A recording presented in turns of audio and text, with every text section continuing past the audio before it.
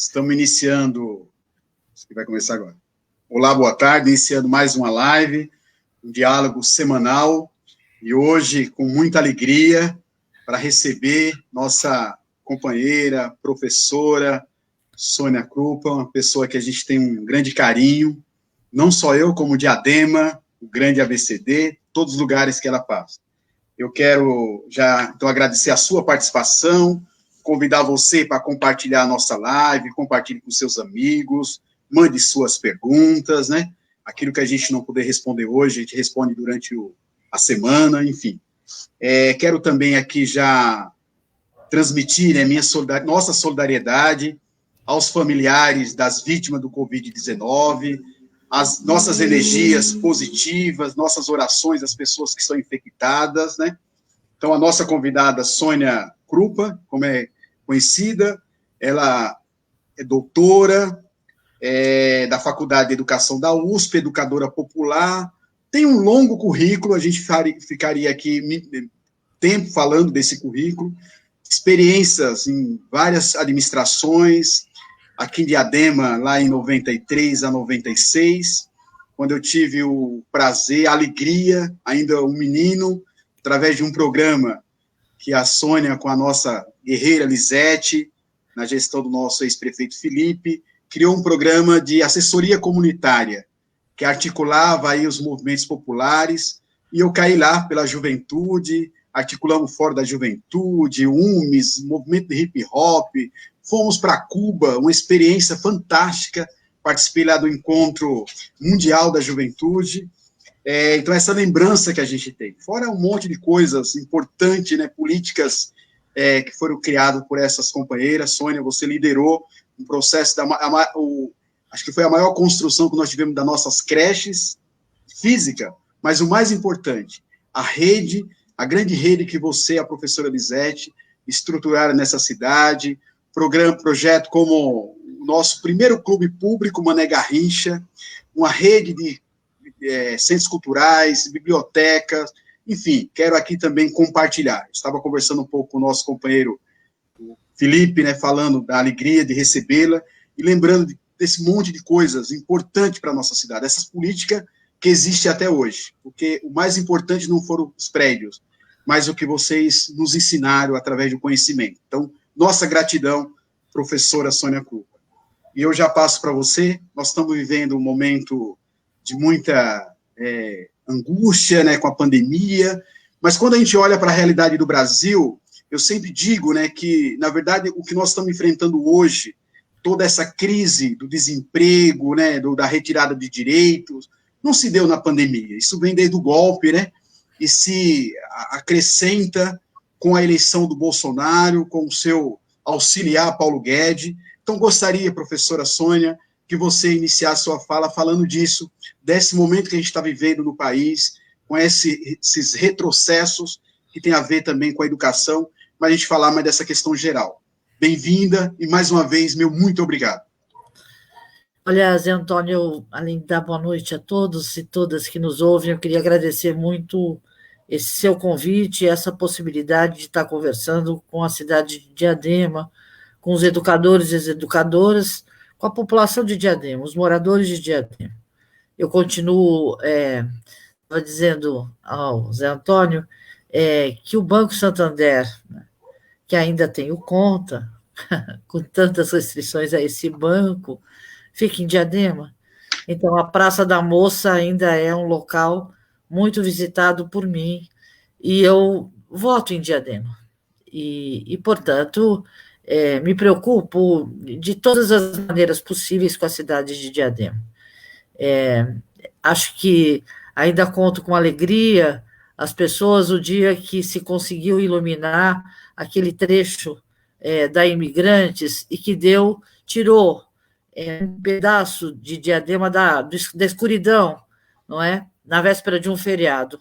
E por que nós fizemos isso, querendo dar luz àquela cidade? Porque aquela cidade já tinha muita luz e era preciso que nesse eixo São Paulo-Santos, Diadema ficasse visível como uma cidade que transforma, que tem um projeto e que efetivamente tem que exercer uma liderança importante nessa grande São Paulo tão difícil de viver e com tantos problemas. Então, agradeço mesmo, Zé Antônio, esse convite. Eu acho que a gente vive um momento muito difícil no país, muito difícil. Às vezes eu fico muito esperançosa de que essa terrível pandemia nos traga uma consciência e uma auto-organização e um processo que nos leve à superação de entraves que são históricos, e às vezes eu fico mais pessimista, né? Mas eu diria que a situação é dramática, porque a gente está vendo, não é, que a pandemia ela revela questões históricas no Brasil com as quais nós precisamos nos defrontar de fato e que talvez a gente um pouco se assuste com elas. Então, eu quero me referir à primeira delas, né? A profunda desigualdade de renda. E aí, uma coisa que está ligada ao Paulo Guedes, que eu acho que a gente tem que prestar muita atenção, aí eu digo várias vezes, o Paulo Guedes é o ministro que o Fernando Henrique Cardoso gostaria de ter, portanto, não nos iludamos em pensar que a face horrível do Bolsonaro, ela leva a uma ojeriza de uma parte da centro-direita, digamos, civilizada, PSDB, a se afastar das políticas econômicas defendidas pelo Paulo Guedes. Não, pelo contrário, não é? Eles vão dar entre aspas, face humana para essas políticas que o Paulo Guedes traz. Esse é o projeto deles. E, portanto, nós temos que compreender esse contexto, tá certo? E o que é o Paulo Guedes? Por exemplo, agora, não é? Nós estamos vivendo um momento dramático do fim do prazo do Fundeb, do fundo que efetivamente garante a educação básica e a valorização do magistério, dos profissionais da educação, que se esgota como prazo em dezembro. Havia um compromisso de ele ser encaminhado para a votação essa semana e ele não irá.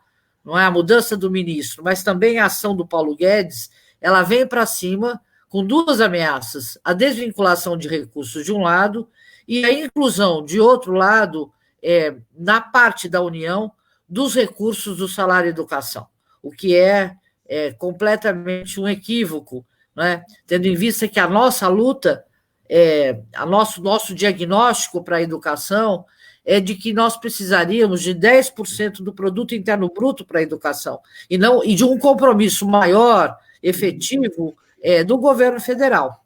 Mas isso, obviamente, dependeria de onde ia sair o dinheiro, de onde sairia o dinheiro. E uma parte do dinheiro, a gente sabe, sairia do pré-sal. Mas não só teria que ser do pré-sal, né? Então, os problemas que eu estava mencionando, que a gente não enfrentou historicamente no país, foi uma tributação mais justa. Quem tem mais tem que pagar mais. As grandes fortunas, né, as heranças, mas também os dividendos, mas também os veículos automotores, as lanchas. Então, aquilo que a elite explora no Brasil, concentra. Eu digo que a gente tinha que fazer uma faixa, não é? E sair à rua dizendo que quem paga a pandemia são os ricos, e não os pobres. Mas isso vai depender de uma força muito grande, porque até agora nós não conseguimos fazer isso, mesmo nos governos populares, nós não conseguimos fazer uma efetiva reforma tributária. E isto, para aqueles que defendem um Estado social de direitos, é fundamental. É fundamental. Então, não adianta só eu brigar pelo Fundeb, se eu não consigo perceber que o Fundeb pode ser regulamentado com uma base muito ruim. Eu preciso lutar pelo fundo público e pelo Fundeb. Mas, ao fazer isso, e aí vem uma segunda questão, não é verdade? A escola, ela pode muito, mas ela não pode tudo. E, sem dúvida nenhuma, nós temos que pensar como é que nós melhoramos a condição da classe trabalhadora. Então, eu queria fazer minha homenagem para você, não é? Dizendo uma terceira Um terceiro problema, disse da Covid, disse da concentração de renda, agora eu quero dizer um terceiro problema com o qual nós temos que nos confrontar, que são os direitos trabalhistas, e eu quero fazer uma homenagem aos trabalhadores uberizados que hoje saíram às ruas, não é? Porque a gente pensa que a uberização está um pouquinho longe de nós, educadoras, funcionárias públicas, e nós nos enganamos terrivelmente com relação a isso. Seja porque cada vez mais, não é? A sociedade está sendo uberizada, os trabalhadores estão sendo uberizados, sem direito algum. E não nos enganemos, não são só os trabalhadores sem escolaridade, não são só, são todos, e somos nós também, profissionais da educação, não é? Eu quero fazer minha homenagem a eles. Eu acho que os meninos que trabalham nessa condição, os meninos que trabalham de bicicleta, os meninos que dormem na rua, não é? Rodando numa jornada de trabalho insana, não é? Eles são certamente, se não foram nossos estudantes, né? E aí temos que pensar, se foram nossos estudantes, talvez tenham conseguido e atingido o ensino médio.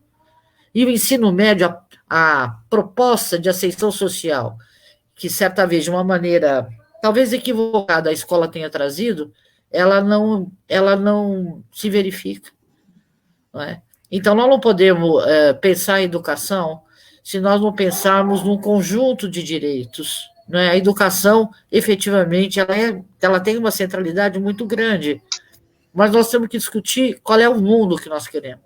Qual é o mundo que nós queremos? Então, eu diria que a gente quer um mundo sem Covid, sem Bolsonaro, pelo amor de Deus, sem Bolsonaro, sem Covid, mas sem Paulos Guedes, que são muitos, tá certo? E com efetiva tributação sobre os ricos. Os ricos têm que pagar a conta nesse país, têm que pagar a conta. Então, há um problema estrutural nesse país, que é a desigualdade causada por uma exploração brutal, que não se verifica só por brasileiros, mas que se verifica numa teia, numa cadeia que é internacional, que é mundial, do capitalismo, não é? Mas que nos oprime, né? Eu acho que a gente não tem que ter dúvida que o golpe sobre a Dilma está ligado à Petrobras, né? Está ligada às riquezas da Amazônia, está ligada à riqueza mineral, não é verdade? Está ligado ao agronegócio, nós não temos dúvida disso. Eu, particularmente, não tenho dúvida disso. Né? Quem é que produziu o golpe? Por que um governo popular não poderia ter continuidade? Por quê? Tá certo? Claro que nós podemos ter cometido equívocos no governo, mas sem dúvida nenhuma, né? E aí eu quero chamar o companheiro Lula. Por favor, Lula. Nós temos que ir com 2 máscaras, eu acho, Lula. Com uma máscara de... Diz que se a gente puser por baixo da máscara um filtro melita, a gente fica com uma máscara mais potente. Nós temos que ir para a rua. Nós temos que ir para a rua porque o Bolsonaro, nessa política nefasta que ele faz, pegando uma ideia que só foi conseguida, e aí, Zé Antônio, eu quero chamar a atenção de todos nós sobre a importância do poder legislativo. Foi no poder legislativo que nós conseguimos essa transferência de renda que o Paulo Guedes queria de R$200 e que foi para 600. Não foi isso, Zé Antônio? Sim, que foi para R$600. Poder legislativo, não é? Porque, então, graças a essa transferência de renda, parece que é o que explica que o Bolsonaro ele cresceu na camada mais expropriada da sociedade, aonde as pessoas me dizem, não é? Porque eu continuo com a eterna mania de fazer enquete. Eu fui aluna do Florestan Fernandes, não é? E aí, assim, ir para a rua e perguntar para a população as coisas, fazer enquete. O que você está achando? Por que isso? Por que aquilo? Continuo fazendo isso. E a população diz para mim, né? O entregador de bujão de gás diz para mim, se fosse o Lula, eu teria votado no Lula. Tá certo? Então, o Lula tem que falar mais com esta população. Nós temos que esclarecer esta população do que está acontecendo. Quem efetivamente é o Bolsonaro e por que passou de R$200 para R$600? Qual é a importância do Congresso Nacional? Porque é fundamental nessa eleição a gente pensar nos legislativos, Antônio. né? Então, queria dizer isso. Pelo menos esses três grandes problemas: a Covid e o Bolsonaro, o Paulo Guedes e a concentração de renda brutal, e os direitos da classe trabalhadora, né? Para pensar junto com isso a educação. Professora, muito bom. Então, assim, três questões que reforçam o que foi dito. Primeiro, assim, essa questão de todas as reformas que aconteceram, os cortes dos programas sociais, quer dizer, uma justificativa concreta, o porquê o interesse no golpe, né? E depois, quando você fala dessa questão do, por exemplo, auxílio emergencial, você traz a questão das desigualdades sociais, que é verdadeira. Metade da população brasileira está dentro dos critérios para receber o auxílio emergencial. Então, você vê, e mesmo R$600, é R$520 por família, né? E você vê, assim, toda a dificuldade que foi criada para aprovação, graças ao Congresso Nacional, que aprovou, né, o Legislativo, mas mesmo assim, você viu o que o Paulo Guedes fez essa semana para as pessoas que estão recebendo ou a primeira, ou a segunda, ou a terceira parcela.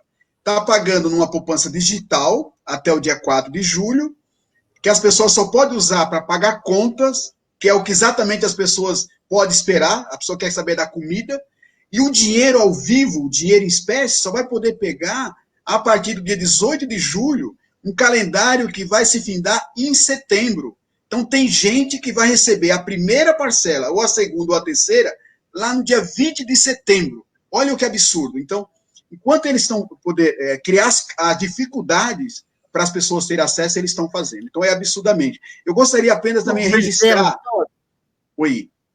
Eu só gostaria de registrar, tem muitas pessoas participando aqui, cumprimentando, então, a Leila, a Cleusa Correia, o Adilson, a Margarida, a Raquel Prado, também professora, a Rosângela Gomes, a Juscelia, a Vânia Vieira participando, a Vilma Rodrigues, tudo cumprimentando a professora Sônia Krupa, parabenizando pelo debate, pela conversa, a Raquel, a Josinete, a Andresa, a Kátia Nunes, a Silvana Gomes, você conhece também, Heloína, grande, brava Heloína, a Vanilda, a Iraci, é uma lista grande. Então, quero agradecer a participação de vocês aqui, todas cumprimentando aí a nossa professora Sônia Krupa.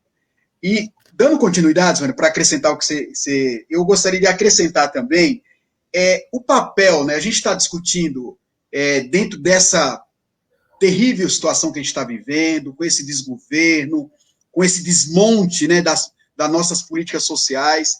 O município, né, os municípios é onde acontece os maiores problemas, e aqui na nossa cidade, você contribuiu muito para essa rede nossa de educação, formação dos nossos professores, a rede física, mas principalmente a rede de conhecimento. Hoje a gente está vivendo muitos problemas, né, nessa atual gestão, e nós vamos conviver com a realidade, né, de um processo, o ano que vem, uma realidade aí causada pela pandemia, mas não só, com essas realidades que você já trouxe. E eu gostaria que eu tenho acompanhado um pouco as suas falas, o papel da educação nessa construção de alternativas locais, né? Como é que a educação pode e deve e tem condições de contribuir nessa transformação desse território, né? Como é que a gente constrói um território com mais cidadania, com inclusão, com a perspectiva de renda, né? Como que a educação pode contribuir para essa questão, diante dessa realidade que a gente vai estar vivendo, de pós-pandemias, mas não só, uma realidade de desmonte da política educacional e também de toda a estrutura de programas sociais que a gente tem no Brasil e que atinge Diadema. Então, Zé Antônio, olha lá, eu acho que a gente tem que sair de um pensamento que é binário, isto ou aquilo, para começar a pensar um pensamento muito relacional, eu diria triádico, dialético. É dialético. E aí eu quero pegar a sua fala ainda do outro bloco, né, quando você menciona o tortuoso caminho que o dinheiro vai percorrer desse novo repasse que o Paulo Guedes está colocando hoje. E a gente perceber que, na verdade, esse tortuoso caminho beneficia o sistema financeiro. Entendeu? Então, a gente tem que entender o Estado como um filtro. E aí, esse filtro, ele tem furos. Porque, na verdade, o Estado está dentro de uma circulação econômica, ainda mais no capitalismo mesmo, ele está dentro da circulação econômica do capitalismo. Ele depende como é que se constitui o fundo público, tá certo? Nós temos que pensar da tributação e, portanto, nós temos que pensar na produção econômica. Então, se eu penso o Estado numa articulação, eu tenho que ver, eu estava discutindo a entrada, que tem que entrar a partir dos ricos, muito mais do que temos que ter justiça tributária. Então, eu estou vendo a entrada. Agora, eu também tenho que analisar a saída. E, portanto, por onde vai percorrer na saída? Então, o que o Bolsonaro está propondo é um percurso que passa por dentro dos bancos. Claro que quando eu coloco o dinheiro na mão da população, a população vai ao mercado. Então, o dinheiro faz uma circulação, um circuito econômico. O problema é como é que o governo ele ele favorece com a política pública os que têm o maior quinhão já na sociedade. Então, qual é o percurso do dinheiro que sai do Estado? Isso que nós temos que pensar. Nós temos que pensar isto. Então, por exemplo, olha, governo Lula, maravilha. O que é maravilha? A compra da agricultura familiar, uma maravilha. Por que é uma maravilha? Porque, efetivamente, o dinheiro, ele estaria cumprindo uma política social, o dinheiro da segurança alimentar, fazendo licitações e comprando da Nestlé.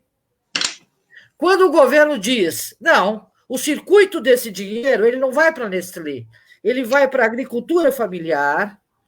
Esse percurso do dinheiro, ele é virtuoso.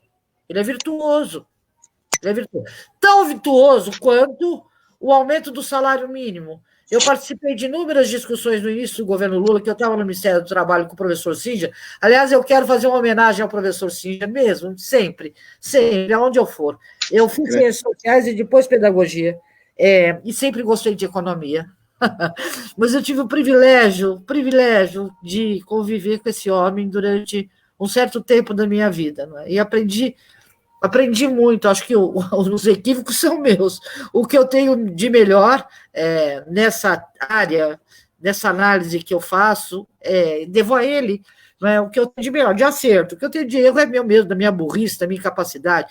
Embora eu acho que se eu pudesse, eu queria fazer faculdade de economia, mas precisava ver qual, né? Porque eu não quero fazer. Não quero. Né? Eu queria. Economia de Francisco. Ah, que coisa, hein? A gente precisava aumentar e ampliar os fundamentos delas, Antônio. Mas pensando exatamente isso, o circuito econômico todo, tá certo? Então, é uma política virtuosa. Então, é isso que eu digo, que nós temos que pensar no circuito virtuoso do dinheiro da educação. Como é que nós vamos poder, a partir do dinheiro que eu defendo, a educação tem que ter recurso vinculado, ela tem que ter.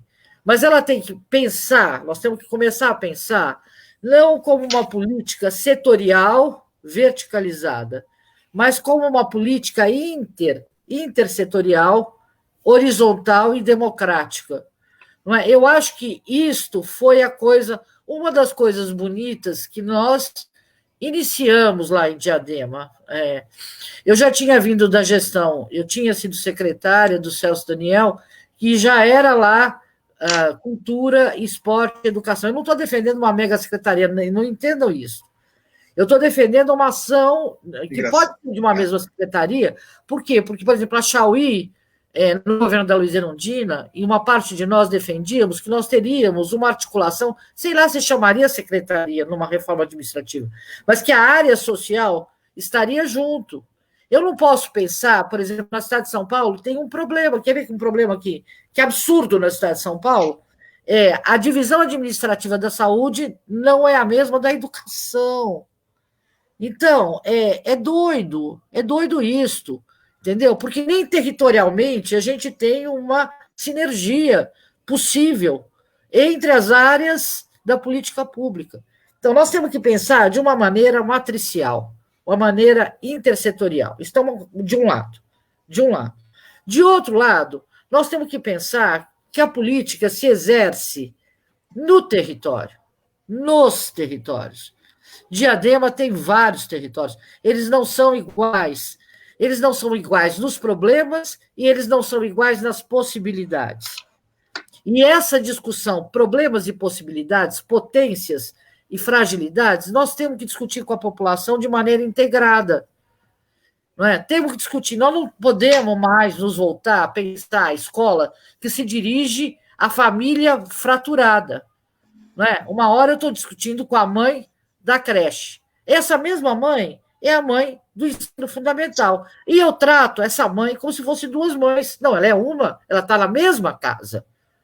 E, portanto, esse calor de discussão entre a política pública, calor por quê? Porque são os fogos, o fogão, a cozinha, a casa, aonde está a família, não é? Antigamente a gente contava a população por número de fogos, de fogueiras, de fogão a lenha. Por quê? Porque se estimava mais ou menos quantos. Aliás, a Ultragaz deve fazer isso, né? Ela continua contando. Ela sabe, por exemplo, lá em São Caetano, que diz que não tem favela, mas tem uma porção de cortiço. Tenho certeza que a Ultragaz sabe quanto. A escola não sabe, mas a Ultragaz sabe quantas famílias moram naquelas casas lá em determinadas. Na Avenida Goiás, em São Caetano. A escola não sabe, tá certo? Ela não sabe onde estão as suas famílias. Nós precisamos saber. Nós precisamos territorializar a escola. Nós precisamos ter um conhecimento muito maior do território. Aliás, escola não é prédio, não é prédio. Prédio é uma circunstância fundamental da escola, mas escola não é prédio. Escola é uma relação entre gerações, entre profissionais e gerações, a respeito do conhecimento. Mas qual conhecimento? Como se organiza esse conhecimento? Qual é o conhecimento que interessa à população nos territórios? Vocês vão falar, não, mas daí imagina, é uma rede, tem que ter uma uniformidade. Não. Obviamente tem que ter. Ninguém está dizendo que um pedaço da cidade vai ser alfabetizado e outro não. Eles todos já são alfabetizados, como diz Paulo Freire, sobre o mundo. O que nós vamos fazer é o caminho dessa alfabetização do mundo ser escrito na alfabetização das letras e das palavras e do conhecimento histórico e do conhecimento geográfico e das ciências, não é? E das matemáticas, que nós temos que pensar em conexão com os territórios. E aí, de novo, com outras políticas públicas. Quem sabe mais do que a gente do território? A saúde, eu não tenho dúvida disso. Eu tenho profunda admiração pela política pública de saúde. Não é? Eu trabalhei em Suzano e eu via que muitas ações que eu gostaria tanto de fazer pela educação, a minha companheira de governo da saúde fazia, em especial com a juventude, Zé Antônio. Entendeu? Porque discutir, e ela tinha grupos de teatro, ela tinha várias coisas nas UBS. Aliás, eu vejo aqui no meu bairro, né, aqui na periferia de onde eu moro, aqui no Jardim Represa, em São Bernardo, quem é que movimenta as mulheres? Quem são as mulheres em movimento aqui no meu bairro? A UBS, não é a escola. É pela UBS que eu vejo as mulheres caminhando, que eu vejo aquela rotatória lá perto do Rodoanel sendo ocupada, tá certo? A UBS que produz uma sociabilidade, e as igrejas, né? Essas daí que estão em cada ponto para melhor obscurecer você. Né? Talvez pensando no além esclareça alguma coisa, mas aqui na Terra está difícil, né? Mas, enfim, é isso. Então, nós temos que pensar de uma forma intersetorial. Não tem jeito, Zé Antônio. Professora, eu acho fundamental essa sua reflexão. Primeiro, a gente está conversando muito sobre ela aqui na cidade, inclusive nessa perspectiva, né, de uma gestão democrática, participativa, acontecer aqui na nossa cidade, a partir dessa realidade, né? Quer dizer, a realidade da escola. A escola tem a sua realidade, a gente ficou muito triste, né, enquanto educação da cidade. A Dema sempre prezou por essa construção coletiva, esse eixo participativo, né, e o currículo construído a partir das práticas, né, da escola, os conhecimentos dos professores, da realidade de cada escola.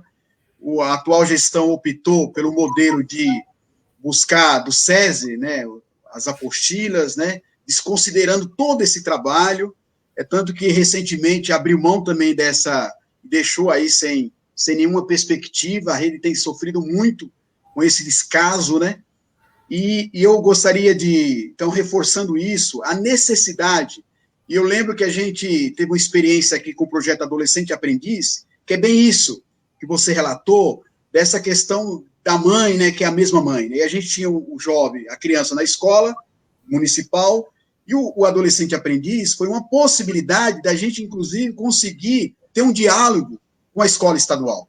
Não a escola governador, secretário, mas a escola professor, a gestão da escola, a comunidade, porque esse aluno do adolescente aprendiz, ele estava na escola.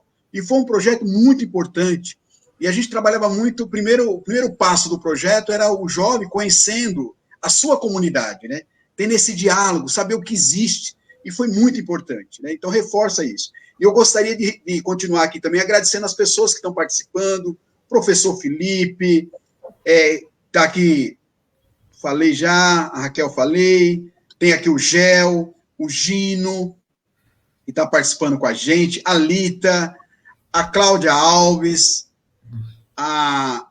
o Boquinha também está participando, falando que você fale um pouco da questão da educação profissional.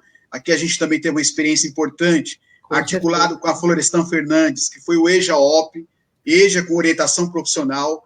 Professora Sônia, você sabe desse projeto, foi um sucesso, estava em 2007, na última gestão do Felipe, estava na secretaria, a Vitalina lá na fundação, a gente conseguiu trabalhar esse projeto depois com a Márcia Santos, foi uma motivação para esses alunos que já não tinha mais vontade de ir para a escola, um aluno adulto, trabalha o dia inteiro. Então, essa orientação profissional, esse despertar, uma coisa linda que aconteceu, e aqui esse professor está falando disso, né, da importância de projeto na linha de orientação profissional.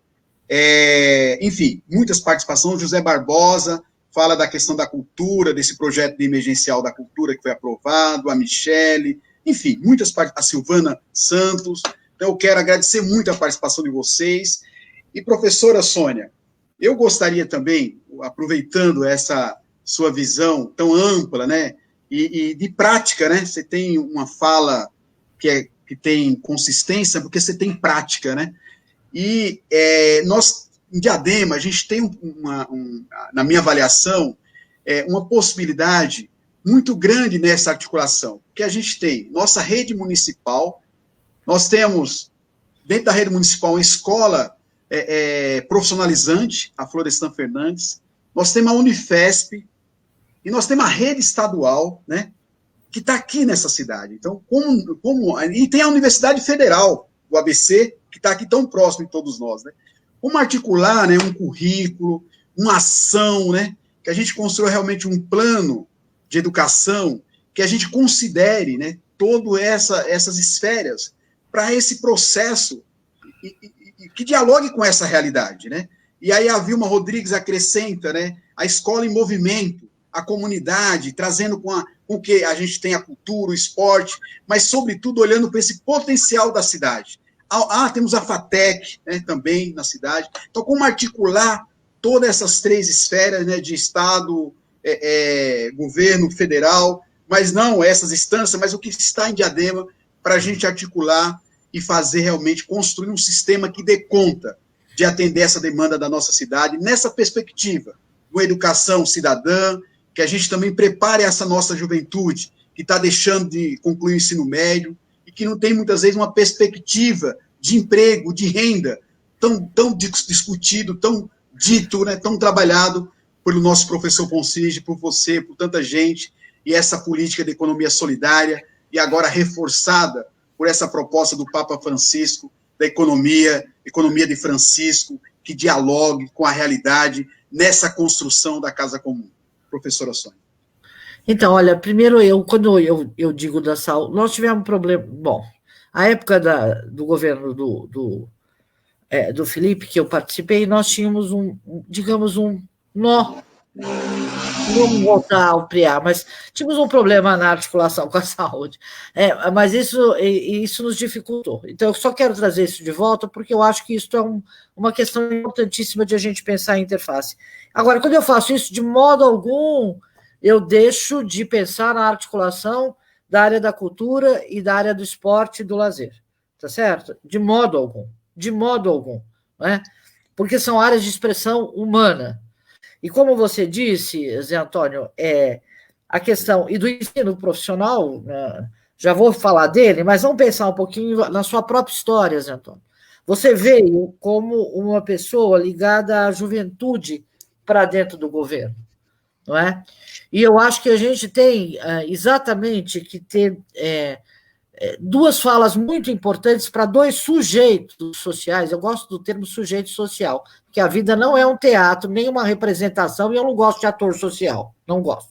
São sujeitos sociais que vivem uma trama social que nós construímos historicamente e que nós temos que destramar para construir outra melhor para todos nós, como sujeitos sociais históricos. Então, olha lá, como sujeitos sociais, há dois muito importantes. A juventude e os adultos. A educação de jovens e adultos, para mim, portanto, ela tem uma centralidade. E nessa educação de jovens e de adultos, tem a discussão da formação profissional. E aí tem que ter essa formação profissional dentro de um desenho de futuro da cidade. Por que isso? Porque nós temos que pensar uma formação profissional que efetivamente leve, seja no trabalho subordinado, que é o emprego, seja no modelo de autogestão, há atividades que tenham apoio do próprio Estado e da necessidade do município. Nós temos que pensar para onde vai Diadema e pensarmos de forma articulada esse desenho, quando você diz, como nós vamos fazer um plano municipal de educação que envolva todas as estruturas educacionais. Acho um desafio, mas acho um desafio mais interessante, mais cativante, se nós tivermos articulado a esse desafio um desenho de futuro, onde a gente possa dizer para você, universidade, qual é o seu papel. Vamos discutir nesse desenho de futuro. Para você, jovem, porque eu não tenho perspectiva a curto prazo de discutir com as estruturas do governo estadual, infelizmente. Mas eu acho que a população tem força para fazer isso, e os jovens têm força para serem mediadores. Olha que interessante. Eu acho que a gente não está me omitindo que o governo tenha que tentar o diálogo com as escolas do Estado. É claro que tem. Mas se a gente só vai ser efetivo se houver uma mediação via estudantes, né, para essa escola do Estado. E, portanto, a territorialização da educação vai facilitar. Nós estamos trabalhando, fazendo uma articulação da creche ao final do ensino médio ou ensino técnico, nos bairros, pensando que esse circuito de escolas atendem aquele conjunto que está ali. Veja, atendem para quê? Atendem com qual projeto? Como é que uma gestão efetivamente democrática, com essa população, nos ajuda e opina sobre esse desenho, inclusive curricular? Qual é o nosso projeto político-pedagógico? Não é de unidades, também de unidades escolares, mas não fechadas nos prédios. Mas como é que a gente tem projetos político-pedagógicos mais territoriais? E nesse projeto político-pedagógico tem que entrar a formação profissional, ela está na cidade, a perspectiva de ensino superior, a questão do ensino profissional, do ensino técnico. Mas essas coisas têm que apontar para um desenho de futuro para Diadema. Um desenho de futuro para Diadema. E aí, quem é que desenha? Quem é que faz o desenho de futuro de Diadema? Eu disse ao Felipe, põe na cabeça, seu governo já começou. O seu governo já começou. E, portanto, as articulações, Zé Antônio, se você quer ser vereador, sua vereança já começou. Tá certo? Porque, veja, uma das questões que nós temos que avançar é nas formas também de comunicação que eu acho que a pandemia trouxe. Agora, nós temos que ter internet para todo mundo, internet livre, software livre, entendeu? Nós temos software livre, pesquisa nessa direção, é uma coisa que talvez seja um engate muito grande da juventude. Entendeu? Muito grande da juventude. Eu não sei se essa é um dos engates possíveis. Talvez. Tá certo? Mas eu vejo, não é? Que a juventude começa, inclusive, gente, uma coisa que já é antiga, né? A juventude ensinar o mais velho a mexer em computador. Isso é uma coisa que já vem acontecendo. Mas acho que tem que avançar. E a pandemia trouxe isso. Né? A comunicação entre as pessoas. Tem gente da minha geração que não sabe mandar zap. Não é verdade? Eu não tô fazendo nenhuma crítica, porque eu também não saberia. E eu não sei um monte de coisa, entendeu? Os estudantes me ensinam uma pá de coisa. Eu vivo, às vezes, aqui atolado numa coisa que está na minha frente, eu não consigo enxergar. E eles já enxergaram. Então, o que eu diria é que nós temos que começar a pensar, não um pensamento, manter um pensamento seccionado, né, disciplinar. Nós temos que ter um pensamento interdisciplinar. E isso tem que ser uma mudança de paradigma da política mesmo. Nós temos que fazer isso agora, porque a situação que nós vamos sair da pandemia, gente, exige isso da gente. A situação econômica, você falou das famílias, né? Eu vou voltar na segurança alimentar, porque é um direito das pessoas. Nós já tínhamos acabado, Lula, pelo amor de Deus, vamos para a rua. Nós já tínhamos dito, o Lula tinha afirmado que a população tem o direito de comer, não só, e veja que dá até uma boa farofinha, o pescoço do frango e o pé da galinha. Dá uma farofa boa. Mas não é isso que nós queremos para a população. Nós queremos uma refeição digna. Não é? E se ela for vegetariana, eu quero a melhor. Tá certo? E se ela for do verde aí, das coisas tudo que agora a juventude quer, que ela possa comprar o alimento natural, não é verdade? Então, mas como é que nós vamos fazer isso? Não é? Como é que nós vamos, depois da pandemia, na situação econômica brutal, que eu acho que nós vamos sair, gente? Então, mas como é que nós, portanto, o governo está começando agora, qual é o projeto dele para isso? Não é? E os municípios, os prefeitos vão sofrer demais, porque a população mora no município, ela não mora nem no estado, nem no país, ela mora no município. Ela tem 3 níveis de governo, mas é lá que a aflição se dá. Vê lá, eu tenho uma solidariedade às prefeitas e prefeitos que assumirão esse país, porque a situação será muito difícil nos espaços urbanos. E, portanto, nós temos que chamar a população já para pensar. O governo já começou, não é? E a situação de sobrevivência da população, gente, nós educadores, temos que... Vamos voltar um pouquinho para a escola, gente? Um pouquinho. Não dá para a gente ficar discutindo sobre o território e a gente saber, moçada, que as famílias ficaram na fila da Caixa Econômica porque nós não mexemos com o conhecimento e tínhamos, mesmo que fosse sala fechadinha de informática nas escolas, né? Que difícil, hein? Aqui as poucas salas que existiam, o governo acabou, né? É isso que você falou mesmo. Eu quero só... Nós estamos aqui já caminhando para o final, tem muita gente participando, é muito bom. Então, aqui está o Emerson, agradecendo ao Emerson, a professora Vera,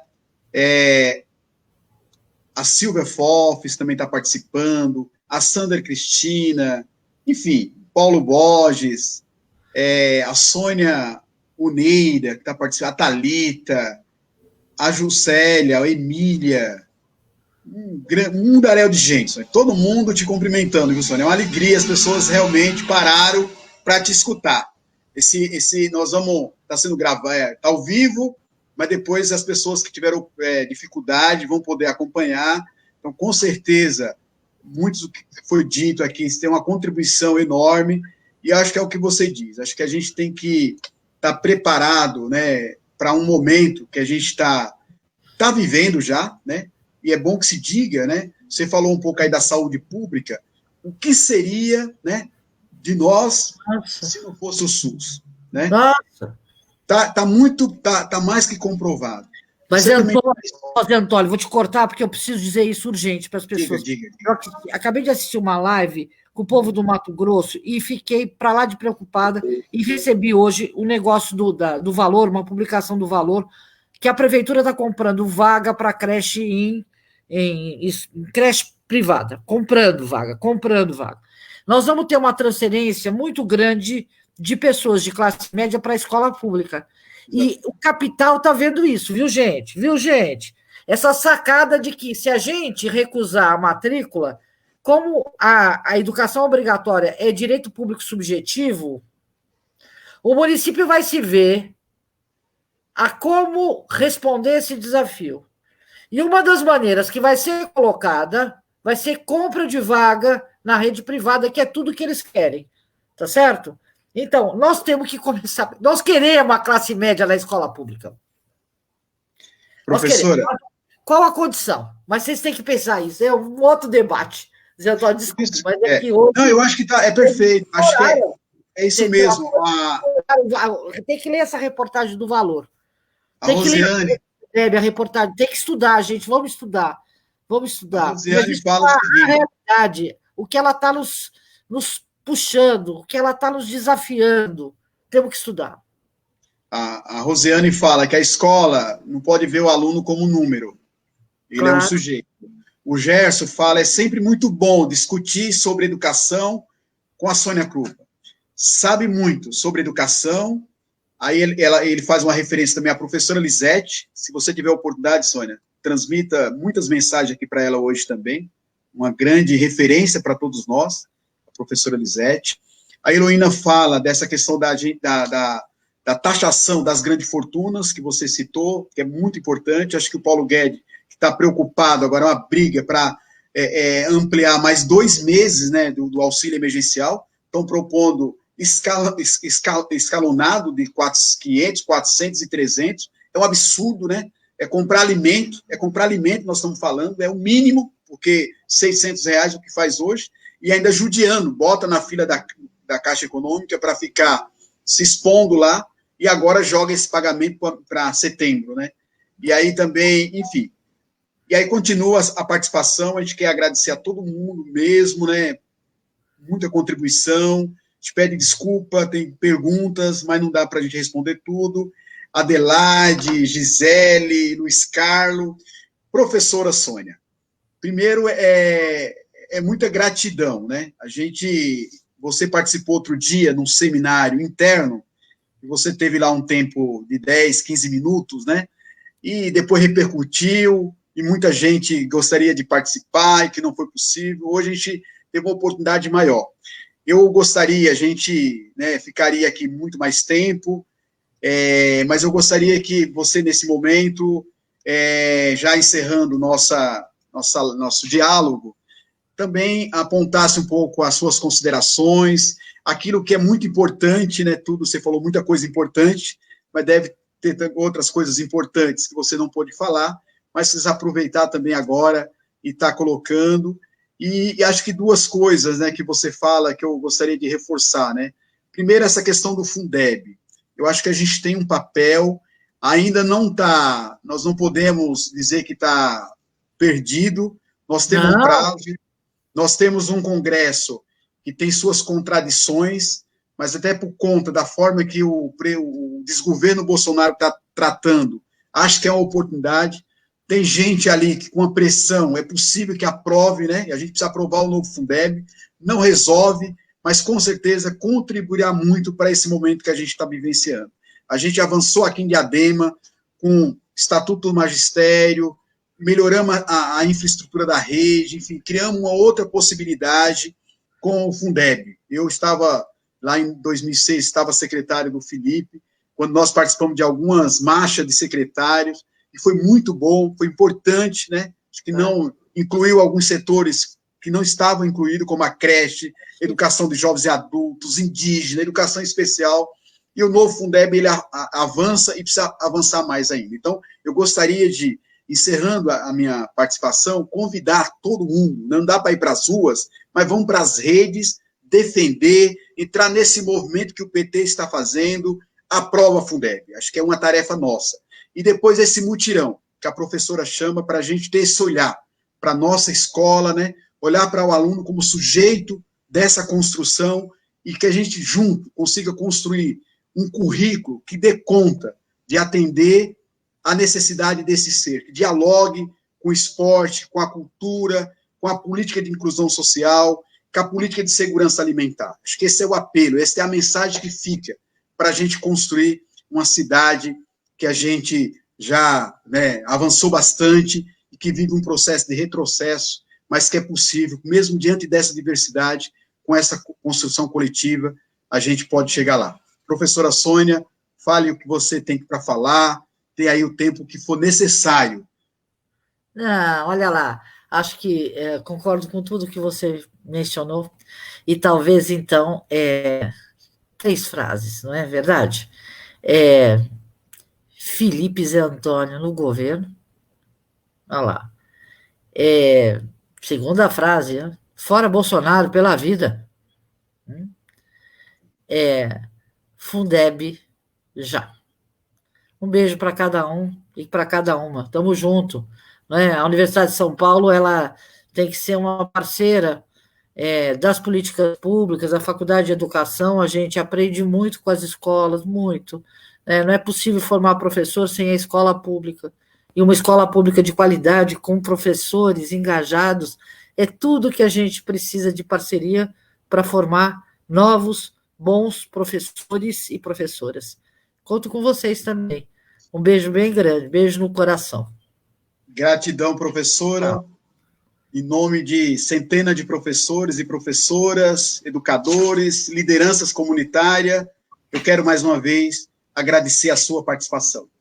Boa noite e até a próxima. Boa noite. Tchau, gente. Amo vocês. Tchau. Viva Diadema. Viva.